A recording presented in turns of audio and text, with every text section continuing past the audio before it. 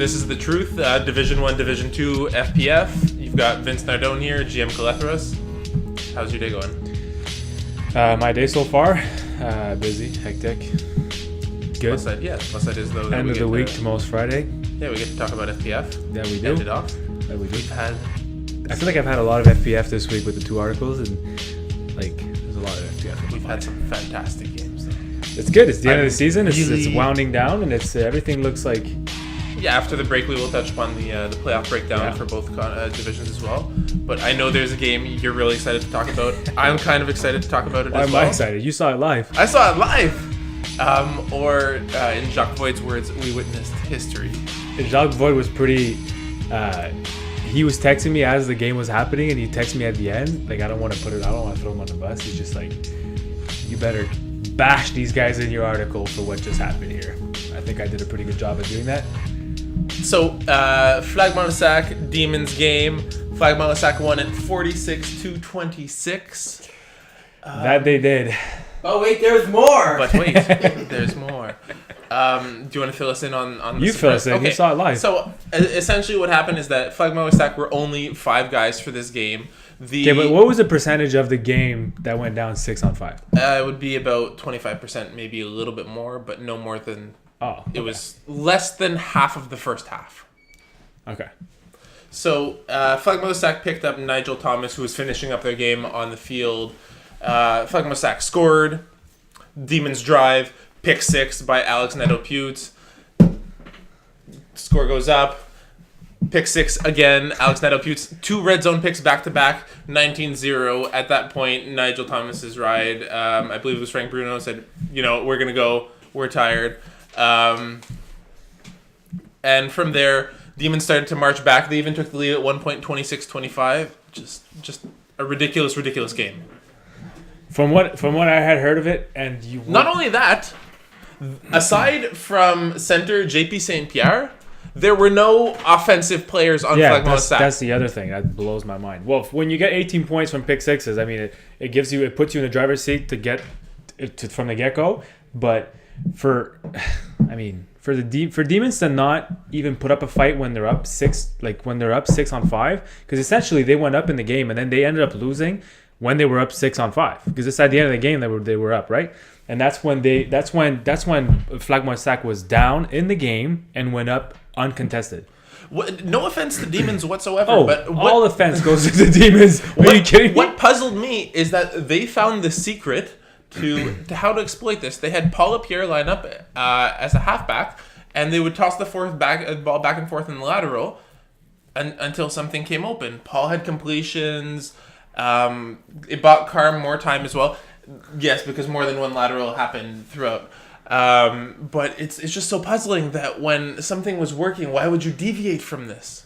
I mean, this was their opportunity to clinch a playoff spot. With that third win, you were clinching because of the matchups that we have going forward. You can't expect Terror Squad and Express to go 2-0, both those teams. If you win this game, you're clinching playoffs. You just epically failed at your one chance to clinch. You cannot be clutch when you were up 6-on-5. You don't even deserve in the future to be in these playoffs. I hope somebody takes your spot. This game can be perfectly summarized. There was one drive in particular where, of course, 6-on-5, and the Demons were in man. And Victor Soltendiek just ran by on a post, and you watched all the Demons defenders do this. And then realized that no one was covering him. And I think that summarized it perfectly. Unfortunately for the Demons, they are still in contention. I wish I would have seen it, because I can't talk about it since I didn't see it. Moving on, next game on the docket, we do have Terror Squad DK. I did see you can talk about that. 32-39 final. Yeah. Close enough game, but Terror Squad weren't able to punch it out when they had the chance. But overall, I think it's been a learning curve for Terror Squad being in Division 1, but ultimately it's been for the better as the weeks progress. This was a much better game for Terror Squad than the first time they met. I feel like Tam found a way to make his offense work efficiently, like hit his center on the quick outs, make like the routes that he was running, the plays he was running was efficient, like enough to get Patrick Jerome open more than he was in game 1. So he was running cross patterns and the quick outs, and it was working for him because we had no reason to jump anything short. We had no reason to respect that. Like we were never behind. We were always up. So if you're gonna score, fine. We're gonna go. We felt like we were always gonna be able to score against you. So we didn't need to force anything on defense. That being said, if they in the future want to win a game, they're gonna have to start taking chances because he didn't take any chances in this game, and that's why they didn't win. Seen a big output as well from JC Mercil, Seb Deschamps, finally more up to Seb his caliber. He had a biggest game, exactly, one of the bigger games of his career in D1. Season. On the opposite side of the ball, business as usual for Rashdi, Liam, Serge Pilon, 3 touchdowns. However, Adi Sharma big interception in Division 1. Yeah, that was. It's been a long time coming. I think he's tied for first place with 4 interceptions so far. It was on the second last. He's got 4 picks on the season. Yeah, 4 is the leader in D1. Yeah, in D1, very little but picks that's going it's around. huge, and I think it's awesome for Adi to step up and really have this second breakout season again. Second last play of the game, he read it perfectly and he just jumped at that deep center hook. He jumped it from his halfback position and it was a pick that essentially locked the game up. Big play. Where did Terror Squad go from here in the remaining games? Now you can't afford to everything's got to be thrown out. Like you got to take chances. You got to go for it every single time. You got to swing for the fences at this point. You got no choice. So ONS versus TMT, another close game, 26-24 final. We speculated last week. Our sources told us that with Kevin out, 99% it would be Rashdi Benablocator throwing. That ended up being the case. You mentioned in your article that he had a forgettable game, but managed to still clinch out that game. Good enough, yeah. It was good enough. He didn't do anything fantastic. He didn't blow anything out of the water. He just did enough to win, and it's good enough. At the end of the season, when you're counting wins versus losses and you're in the playoffs, nobody's thinking back to week 8 or week 9 when Rashdi threw and only threw for 157 yards and 4 touchdowns. Doesn't matter. You won. So at the end of the day, it doesn't matter. My question for you, would this game have been different if Chichi Bukasa was throwing for TMT? Of course it would be. Their whole season would be different if Chichi would have been able to make it to more games. Essentially, TMT lives and dies by their quarterback. And I don't think it's even that, but because we talked about as well, not only when your QB is missing, do you need someone else to replace him. It's because the guy who's throwing, Jamie Harry, is one of their top receivers. He's one of the top receivers in all of CEGEP as well. Exactly. Plays for Vanier. He's an all-around stud who has to now throw the ball because he's the most athletic, and he essentially should be catching balls.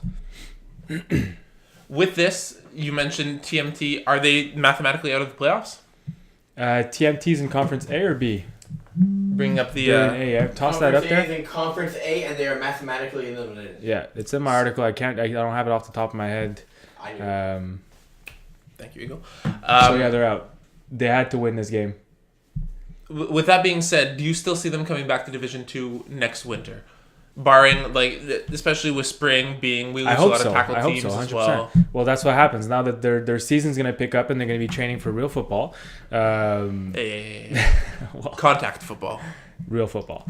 They're probably not going to be here this summer, but I for sure see them coming back next winter. Yeah. As long as they're not playing for McGill and they have to sign a contract, which means they can. Tell us more about that, by the way. Well, I found out today when I got here. It's because From Mocon. Point. Investigative journalist Mocon. Who is it that got hurt? Moy McDonald. Okay, so they have a player. Tibia fibula. Wow. So that means now that McGill's now tightening up and telling the from players our that they're not allowed to sources. play. Yeah, from our sources. There's apparently McGill players are no longer allowed to play flag football, as of yesterday.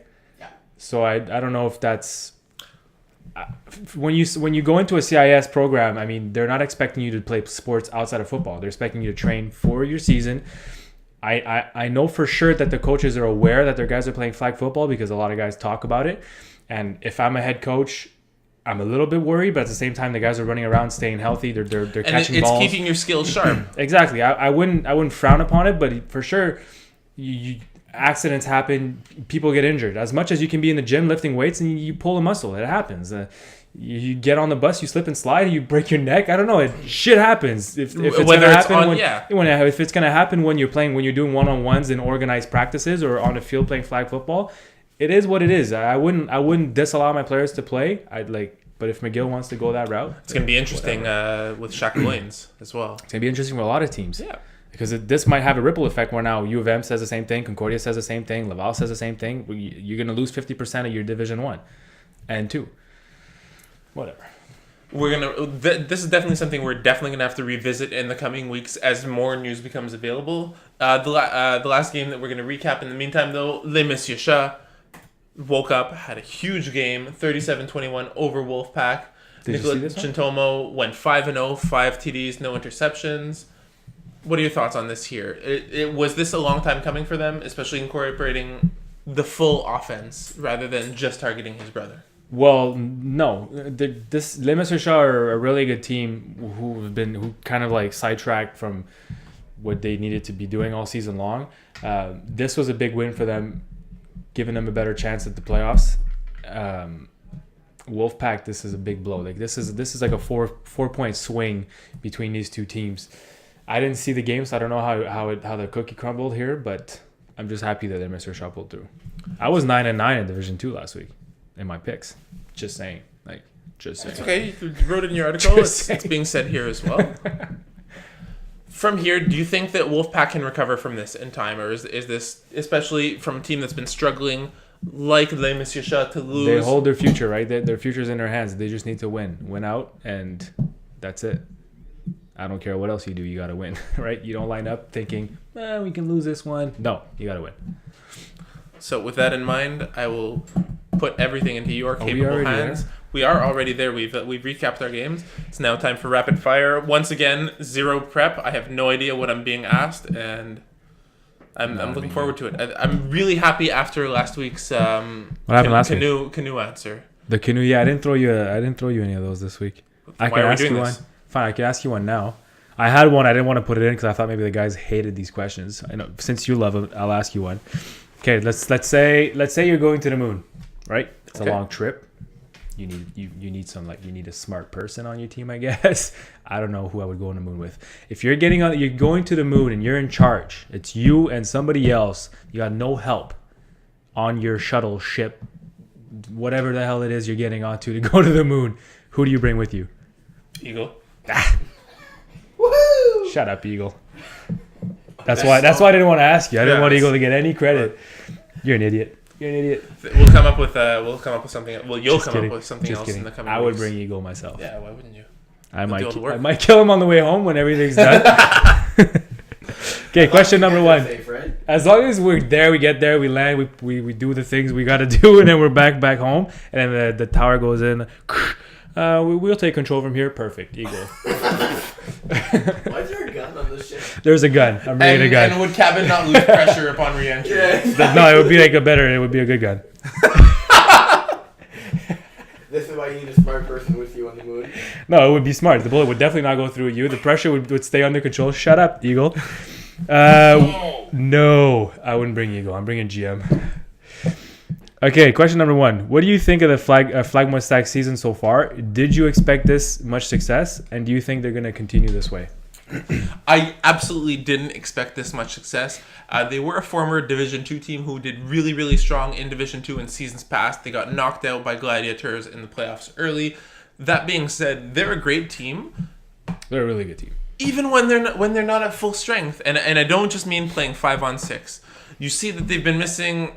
You see they miss Felix Prevost. You see they miss Sam Nadeau-Putz. These are 2 top-flight D1 receivers. And Alex Nadeau-Putz has been doing fine without them week after week right now.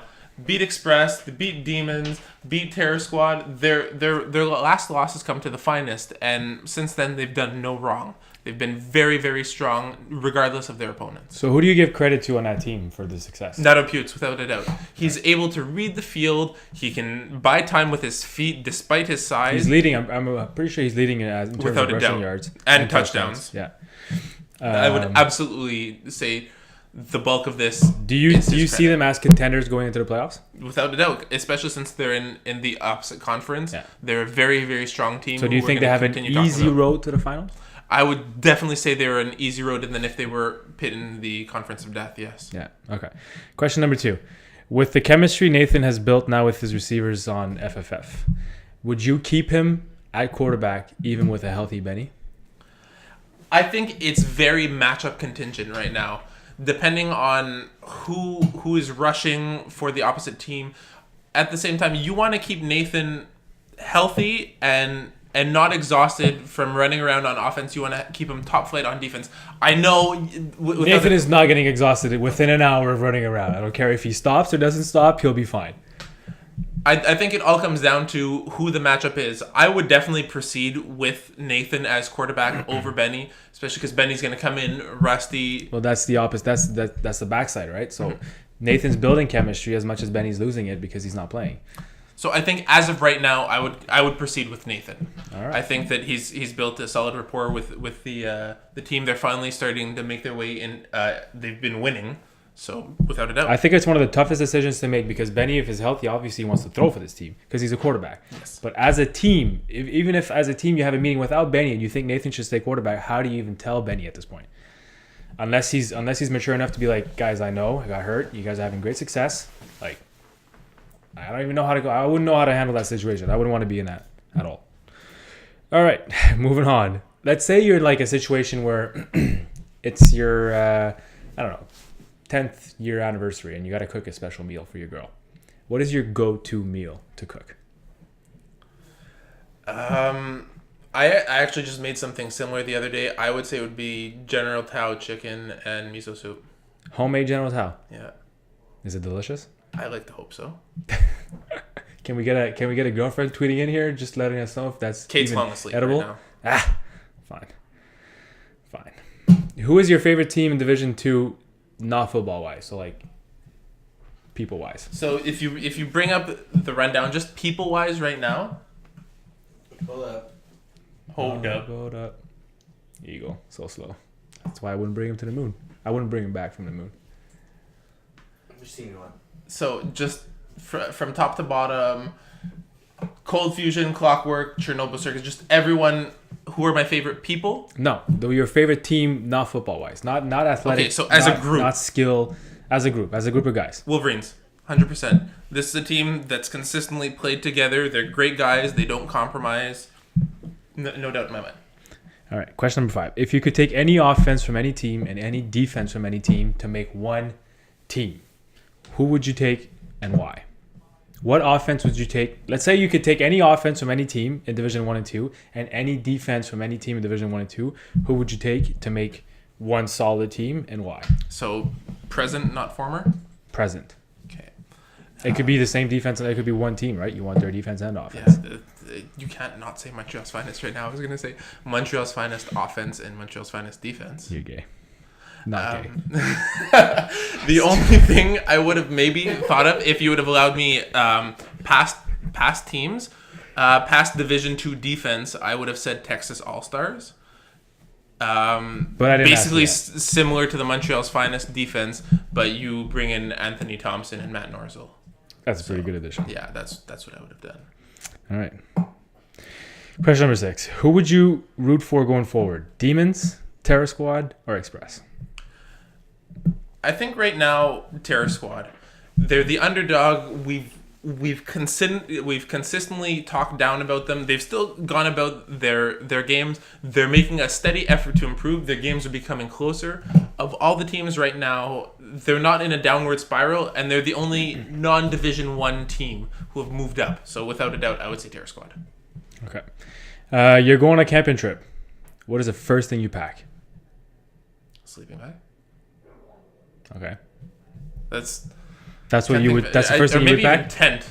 I think I could do without a sleeping bag, but I don't know if I'd be able to do without. So the first thing you would think of to pack. Underwear. No. No, he said sleeping bag. This is the first thing that popped into his mind. Yeah. Sleeping bag. Okay. You're poor. Fair enough. You're good. I really hope everyone heard that. Nobody heard that. What is your take on Matt Kerouac going for awards in Division 2? Let's put you into context because he plays defense in Division 1, obviously. Mm-hmm. He's ran around and caught some balls in Division 1, although he's not a full-time receiver. He played because guys are missing. He might play up to 4 games as a receiver in Division 1, and he is now in the running for Receiver of the Year in Division 2 and two-way player in Division 2. Do you think he should be in the running for Division 2 two-way because he plays defense in Division 1, or do you think that's... I think that he should absolutely be in contention for two-way, not just because of my personal feelings, because I do, despite our love-hate relationship, but also because it's happened before. Vinny Golano was eligible because he had played a couple games on offense in Division 1 with the Kings 3 springs ago, and one two-way player a receiver with the Trojans in Division B. So with that, I'm going to say it's happened before. He's absolutely eligible, and I would give it to him if he merits it after the end of the I just wanted to have this discussion because I could picture people reading my article and going, what? Matt Kerouac plays Division 1 defense and offense. But this is... Yeah, it has to be full-time, firstly. Exactly. Okay, so now we're going straight into one or the other. So you're going to pick a name between the two names I give you. And I don't want an answer. I just want a name. Fair enough? My name is an answer. Okay, I just want you to give me a name and not a reason why. Good? Yves Thomas or Félix Prévost? Félix Prévost. Pat Chenard or Matt Kerouac? Pat Chenard. Jamal Giddens or Patrick Jerome? Jamal Giddens. Serge or Alex Pilon? Serge. I don't even know which one's which. Jacques Void or Alex Harrington? I'm sorry, can you repeat that? Jacques Void or Alex Harrington? Alex Hovington? Hovington, sorry. I wrote Harrington. Jacques Voigt. You picked Jacques Void? Okay, good. Ryan Lelanowski or Nigel Thomas? Nigel Thomas. Devin Daou or Frédéric Rousseau-Blas? Fred Rousseau-Blas. All right. Now we're going over under.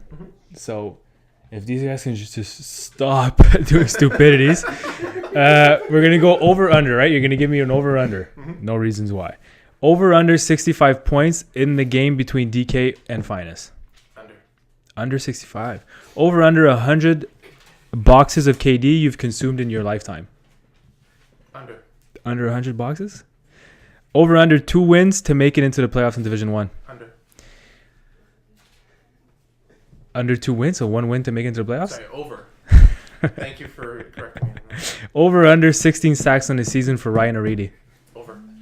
Over under 350 yards rushing for Alex Nadeau-Pius. What is he at right now? Oh, I can't even.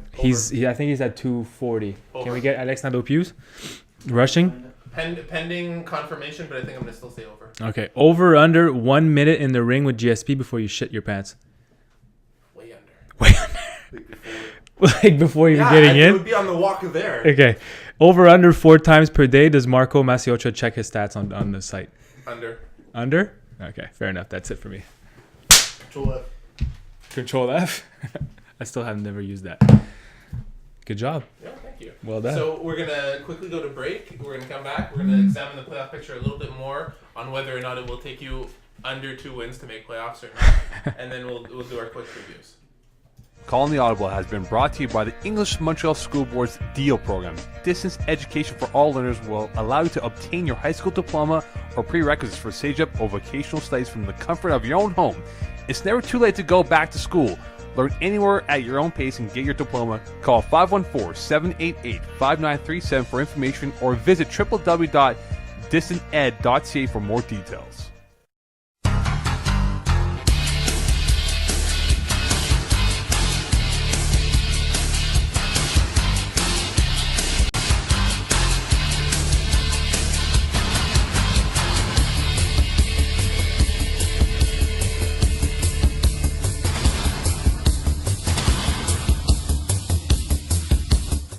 So we are back here on The Truth. We're having a good show despite Pease's best efforts. Yeah, Pease we're going to get a quick rundown of the playoffs because, as usual, we're kind of long on time, but we'll still make it happen. I'm still happy regardless because I just got a text in from Rob Campana. Keep it up, guys. Good show. He's lying. Do you get that? All the time. Pease All the doesn't time. get that. Awesome. I took myself in that way. So, Conference A, Division 1. We have Flag Molissac and Rainmakers locked in. Flag Molissac in first, Rainmakers third. And then Demons in third with Express trailing in fourth. They can see... What? On their... They can see it on their screens. Thank you. Basically, if Demons win one more game, they're almost guaranteed into the playoff. Terror Squad needs to win out and so does Express, but Demon holds a game in hand or a head-to-head versus one of the two who they've already beaten. It's pretty simple. Win your damn games and you'll make the playoffs. I mean, Despite... that's it. So, for the most part, Conference B is locked in. It just comes down to that last spot. Conference B, as of like week 6, you knew D-Boys was playing DK. It doesn't even matter whether you win or not at this point. Just stay healthy. You're playing each other. Div 2. If you look on your screens, it's Eagle, so... I can see it. Yeah. top 6 in Conference B still once again locked in. Yeah. Essentially, Les Messieurs and Wolfpack are contending for that last playoff If you want to break down into this, just read my article. I go pretty serious into what you need to do and not do. Essentially, Wolfpack and Les Messieurs are both, they can't afford to lose, especially Les Messieurs. They can't afford to lose if they want I believe any Clockwork chances to make the have playoffs. clinched. Have Clockwork clinched second, or they can still finish third, it's correct? still It depends. The ties fall into this. A 3-way tie would boot them out. It's just win your games. Okay. It's that simple. Speaking of winning games, I'm going to ask you a few of them, and I want to get your take on it. Express Demons, next game to be played in Division 1. What are your thoughts? Two teams that have been sort of circling the drain right now. I'd love for Express to win another game this year. They're a decent team who have found no success this year. Demon, I will never again go for them after they've lost 6-on-5. Ah, man. I may be being irrational or impulsive on this one because I didn't see it, but based on the things that I heard, there's no reason for you to have for that to happen when you're 6-on-5. It makes no sense. So I think I'm going to agree. Honestly, I hope Demons come back hard and really make this an example game, but Express need it just as bad, and I'm going to go with Express on this one. I hope Express wins. Rainmakers Flagmo-Sac. This will probably end a up big being game. the conference finals. Yeah, most likely. Rainmaker needs this game because after their 4-game losing streak, they finally broke it, but they need to maintain that cadence. They need to stay on that positive note. They need the momentum into the playoffs because they're gonna end up playing them again. Even if you lose this game, you need to have a good game. Like, it can't be a bad game. You need to find success within that game, even if you lose it, so you can have things that you can work on and things you can find that you need to work on to be better for the next time you meet them. But you cannot come out and have a bad game against Flagmo-Sac here. I think that Flagmo-Sac are going to take this one. I think it's going to be very, very close. It's going to come down to whoever gets that first defensive stop. And I think it's going to be Flagmo-Sac. I think it might take more than one defensive stop. I think it'll take 2 because Nadeau Pius makes up for it with his legs and his rushing ability. Whether he turns the ball over once or twice, if his arm isn't doing it for him, his legs will. So, assuming they only field 6, would you still go with Flagmo-Sac? Well, we're discussing in optimal terms right now if both teams have if full you look at their rosters. roster, they need to have. There's 2 guys who are sitting at 4 games played, and then there's 3 guys who have the 6 games played and they're good for playoffs, and then there's 2 that are on the bubble. They can't even field 6 as of today for the playoffs. After this week, if there's 2 guys, I forget their name, that's bringing up Flagmo-Sac. there's 2 guys who need to show up for the next 2 games to even be eligible for the playoffs. Otherwise, they won't even have 6 for the playoffs. So right now, eligible for playoffs: Alex Nadeau-Pius, JP St. Pierre, the center, Tim Morin-Gauthier, and Victor Amédée. That's it. And then you need Maxime Fournier to show up for 1 more. Felix You Prévost. need Felix Prévost to show up for 1 more. Guillaume Robert needs 2 more. Leandre Pichet needs 2 more, and then that's it. William Fontaine, and that's it. You got nobody else. Let's say some of these guys miss 1 game. You might only have 6 guys to field for playoffs. It's going to be really, really interesting. But at the end of the day, if you got especially- Nadeau Pius, you good. Sorry, go ahead. No, that's fine. Especially considering their 2 or 3 top tier receivers right now are out, unless. Eagle tweeting question: should a team forfeit their playoff spot if they don't have enough roster players to fill their roster? Good question. Yeah, I think they should. Obviously, if they can't field a roster for their playoff game, then somebody else should take that game. Since we pay to that play. would be interesting too, because they get that bye week. So then Rainmakers would shoot up, and then everything would stem you from would just that. remove them from schedule, and then everybody else would be bumped up 1. No, I really do agree with that as well. I mean, But they're gonna have enough. There have been instances where teams have forfeited their playoff spots because they couldn't field enough. Wow. But you only find Top that. seed too, remember? Yeah, it was FOTC. Yeah, FOTC. There was also Recipe for Disaster, no? Yes. Don't worry now. I know we've talked about them a lot, but I wanted to talk about them a little bit more because I promised the Legends that despite my clown co-host, I would talk about them a little bit. So Go for it. Legends, Flag Football Fantasy, 2 teams who've been This is gonna be a strong great all game. season. I just said this is gonna be a great game. Yeah, I think so too. I think it's going to be fantastic. It's going to give us a great preview for the playoffs. What are your thoughts? How are the Legends approaching this? I have no thoughts. You have no thoughts. Nope. So if you have no thoughts, means the Legends have no thoughts. So All I gotta say is I would not want to rush against Nathan. yeah, without a doubt. So who's it going to be in this case? Is it Doesn't still going to matter. be Jeremy Kola? Is it going to be Ryan Leonowski? I don't know. Is it going to be you? If you show up Sunday night, you'll find out. Okay, I think I'll do just that then. Think you should. Hashtag no regard versus the commission. Two teams that are out of the playoffs, but we haven't given as much attention, so I want to touch upon it a little bit. I've given them attention. I've given them plenty of attention, even maybe more than they deserve. This game is irrelevant to both of you. Do what you got to do to learn for next season. So who do you think will take it in this instance? No regard should take it. I'm Zan's giving me no reason to believe in their I'm team. going to tend to agree with you, despite the fact that we saw J Flo had basically just imploded after throwing interception after interception. This last game, you saw it in his eyes that game was over.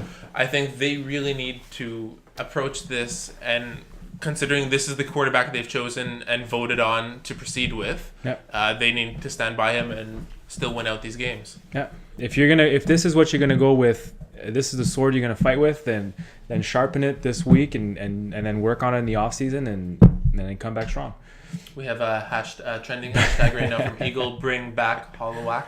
You can't expect them to be able to do that after doing what they did Survivor style. Has anybody ever watched Survivor when they just burn your flame out like you've been voted off the island? You're the weakest link. You are basically the weakest link. I feel like that's what happened in this scenario here, where they just they looked at him in the eyes and they burnt this flame out, and that's it. You've been voted off the island. So before we tuck in a bit and say goodnight, last one, CLR forces Shackle Lanes. If we can finally give CLR some love after the game they had last week, beating a decent opponent, more than decent opponent, a good opponent that was missing Tony Desmond in Servo Rice. CLR is a really good looking squad. They have a really good defense with Simon and Olivier and the speed that they have on offense. It's very balanced. They have size at wide, they have speed at the slot, and have a decent quarterback. Are they good enough to make it far into the playoff? I think they're decent. I think they could prove me wrong again because they have all year. So let's see what happens. So that's it for me. That's it for you two, I'm guessing. I guess it is. We'll ask the Mocon question. What did you learn this week? What did I learn this week? Never trust your insurance company. Eagle, what did you learn this week? I learned that you would use me for a trip to the moon. Among other things, including producing a low-tier podcast. Damn straight. Peasy, did you learn anything this week? I never learned. Good. Just keep making mistakes. Just stagnant. He works in education. How No can you progress. possibly- I learned apparently I get judged because I chose a sleeping bag over underwear for camping. 100%. I would have chosen a million other things before sleeping back. Okay. I don't go to camp. Do you go camping to sleep? I don't know. You still need to You wanna sleep. go glamping? Unless I'm going on a family camping trip. Okay, I should have defined it a little bit better. Let's say you're going with your girlfriend and friends, just friends. Like I don't go camping for yay, let's make a lunch and I don't know. Maybe I have a different definition. Alcohol then? Camping overnight. That's weird. I Alcohol. don't, maybe I would have packed alcohol way before a sleeping bag. Way before a sleeping bag. So with that, you're Vince Nardone. Hi. I'm Jim Calethris. We know what we'd pack, and that's the truth.